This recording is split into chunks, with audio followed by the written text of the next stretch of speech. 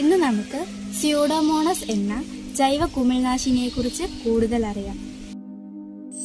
ജൈവ കുമിൾനാശിനികൾ ഏതായാലും അവ കൈകാര്യം ചെയ്യുമ്പോൾ വേണ്ട മുൻകരുതലുകൾ നമ്മൾ എടുത്തിരിക്കണം.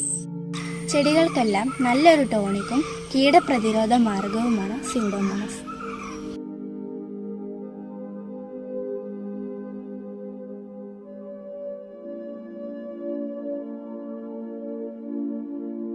സ്യൂഡോമോണസ് സാധാരണയായി ലിക്വിഡ് രൂപത്തിലും പൗഡർ രൂപത്തിലും കിട്ടും. ചില പാക്കറ്റുകൾക്ക് 6 മാസ കാലാവധി, 1 വർഷ കാലാവധി ഉണ്ടാകും. കുമിൾ ബാക്ടീരിയ രോഗത്തെയും ഇത് ഫലപ്രദമായി നേരിടുകയും രോഗാണുക്കളെ നശിപ്പിക്കുകയും ചെയ്യുന്നു. ഇത് എൻ്റെ അമ്പഴമാണ്. ആദ്യമായാണ് ഇതിന് ഈ വളം ചേർക്കുന്നത്. ചെടികളുടെ ആരോഗ്യപരമായ വളർച്ചയെ ഇത് ത്വരിതപ്പെടുത്തുന്നു. അതിനാൽ ഇത് നല്ലൊരു ടോണിക്കാണ്. ചെടികളുടെ ഏതൊക്കെ ഘട്ടത്തിൽ ഇത് ഉപയോഗിക്കാമെന്ന് ഞാൻ പറയാം. വിത്തുകൾ മുളപ്പിക്കുന്ന ഘട്ടം മുതൽ പൂ പിടിക്കുന്ന ഘട്ടം വരെ ഈ ജീവാണുവളം നമുക്കിതിൽ ഉപയോഗിക്കാം. മണ്ണിൽ രാസവളമോ ജൈവവളമോ ഇട്ടിട്ടുണ്ടെങ്കിൽ 15 ദിവസത്തിന് ശേഷമേ സ്യൂഡോമോണസ് ഉപയോഗിക്കാവൂ.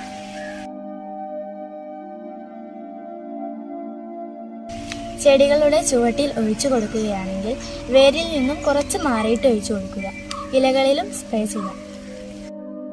സ്യൂഡോമോണസ് ആദ്യം കൊടുത്തിട്ടുണ്ടെങ്കിൽ 5 ദിവസത്തിന് ശേഷമേ മറ്റു വളങ്ങൾ ഉപയോഗിക്കാവൂ. അന്തരീക്ഷത്തിൽ ഈർപ്പമുള്ള സമയത്താണ് ഏത് വളങ്ങളായാലും കൊടുക്കേണ്ടത്. കുമിൾനാശിനികൾ ഏതായാലും കായകളിലാവാതെ ശ്രദ്ധിക്കുക. കഴിയുന്നതും വൈകുന്നേരം 5 മണിക്ക് ശേഷം ചെടികൾക്ക് ഇത് കൊടുക്കാൻ ശ്രമിക്കുക. അന്തരീക്ഷത്തിൽ ഈർപ്പമുണ്ടെങ്കിലേ ഇത് നന്നായി പ്രവർത്തിക്കൂ.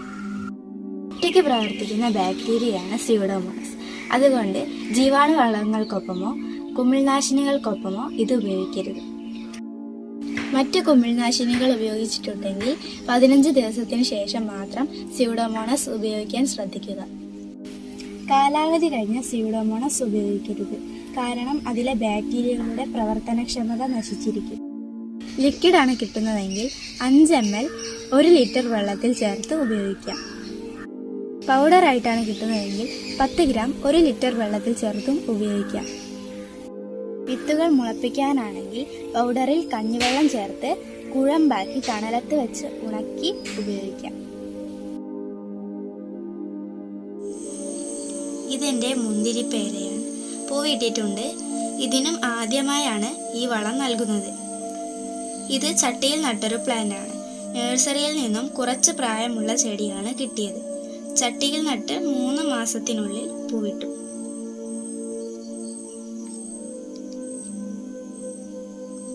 പയർ ചെടികളും ധാരാളം പൂവിട്ടിട്ടുണ്ട്. പൂക്കളിലെല്ലാം ഞാനിത് സ്പ്രേ ചെയ്ത് കൊടുക്കുന്നുണ്ട്. ഇവിടെ നല്ല വെയിൽ കിട്ടുന്ന സ്ഥലമാണ്.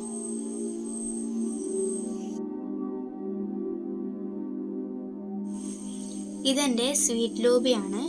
4 മാസം പ്രായമായിട്ടുണ്ട്. പൂവിട്ടു, കായ പിടിച്ചിട്ടില്ല. ഇത് മാനില ചെറിയാണ്. സ്യൂഡോമോണസിനെ പറ്റി ചില പ്രധാനപ്പെട്ട കാര്യങ്ങൾ കൂടി ഞാൻ പറയാം. ഇതാരും മറന്നു പോകരുത്. സ്യൂഡോമോണസ് പൗഡർ ഫോമിലാണ്. ചുണ്ണാമ്പ് പൗഡറിലോ അല്ലെങ്കിൽ കാൽസ്യം പൗഡറിലോ ഈ ബാക്ടീരിയകളെ നിക്ഷേപിച്ച് പേക്ക് ചെയ്തു വരുന്നു. തീർച്ചയായും മനുഷ്യന് ഇത് എഫക്റ്റ് ആവാൻ സാധ്യതയുണ്ട്. ഇമ്മ്യൂണിറ്റി കുറഞ്ഞവരിൽ, ക്യാൻസർ, ന്യൂമോണിയ എന്നിവ ഉള്ളവരിൽ ഇത് പ്രശ്നങ്ങൾ സൃഷ്ടിക്കും.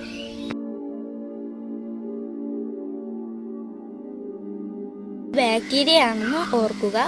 അതുപോലെ ക്യാൻസർ, ന്യൂമോണിയ ഉള്ളവരുടെ സാന്നിധ്യത്തിൽ ഇത് പ്രയോഗിക്കരുത്. നമ്മളിത് സ്പ്രേ ചെയ്യുന്നുണ്ടെന്ന് ഓർക്കുക.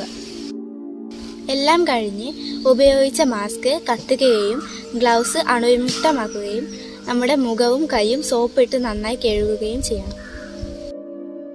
ഇതാണ് നമ്മുടെ സ്യൂഡോമോണസ്.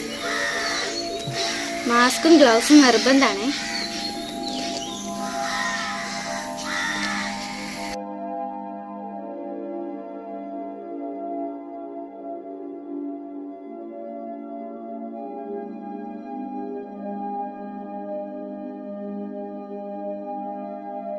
അങ്ങനെ നമ്മുടെ സ്യൂഡോമോണസ് തളിക്കാൻ റെഡി ആയിട്ടുണ്ട്.